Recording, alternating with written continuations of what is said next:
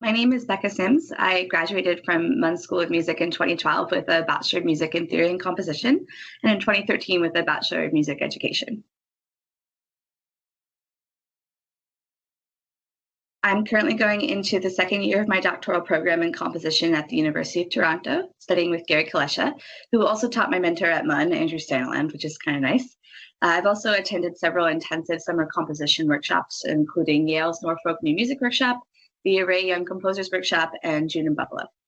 I'm also working in arts administration in Toronto, both as an administrator and educator at New Adventures in Sound Art, and as a co-founder and co-artistic director of Caution Tape Sound Collective, which is a contemporary music collective which I organize and curate with my friend and colleague, August Murphy King.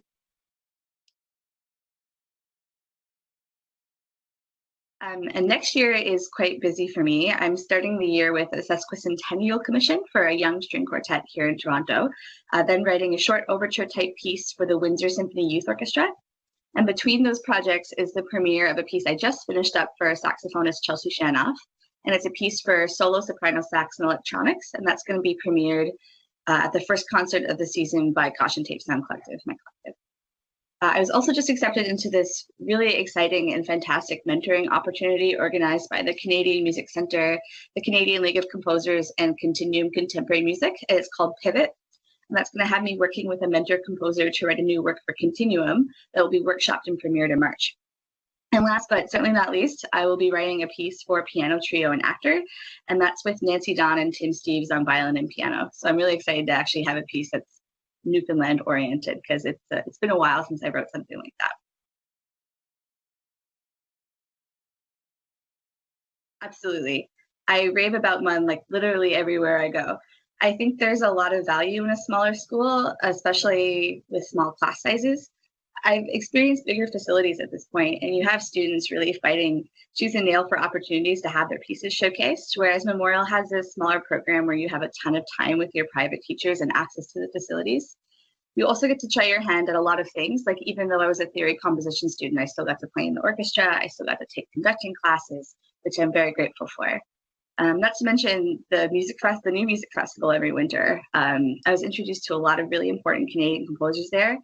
And overall, I just think Memorial is extremely supportive of their students and alumni. They take chances on them. They maintain their relationships when students have graduated. My first ever commission was facilitated through the School of Music back in 2010, 2011. And the only reason I have a recording of my thesis piece, which is an orchestral work, is because the MUN Chamber Orchestra rehearsed it and recorded it, which is pretty phenomenal.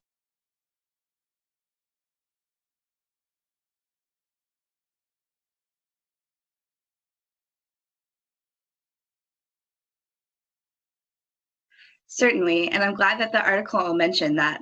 Of course, for any composer, the way you look at the world shapes how you write. And for me, I'm sort of on this constant quest for information.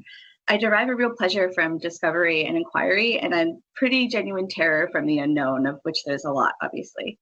For me, composing is how I make sense out of my place in the universe. And because of that, a lot of what I write is kind of dark or kind of strange.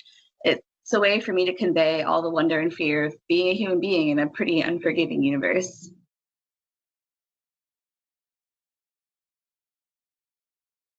It was actually a really curious thing at first. I was just thinking, like, how did this author find me or know who I am? But it's a really small world, classical music, but people are all working really hard and doing great things. So it kind of felt strange to be singled out in a way, honestly. But I'm very grateful for the recognition. I've been working my butt off in Toronto for the past couple of years. And in a way, this is a type of national acknowledgement to keep doing what I'm doing, which is great. I think people need that in a way. And if it introduced me to any Canadian performers who'd like to work with me in the future, that would also be great. We'll see.